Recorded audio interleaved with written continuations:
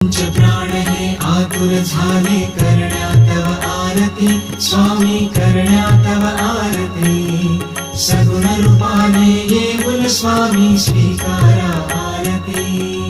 हरिहर संगे ब्रह्मदेव ही खेळे तव भाळी स्वामी खेळे तव भाळी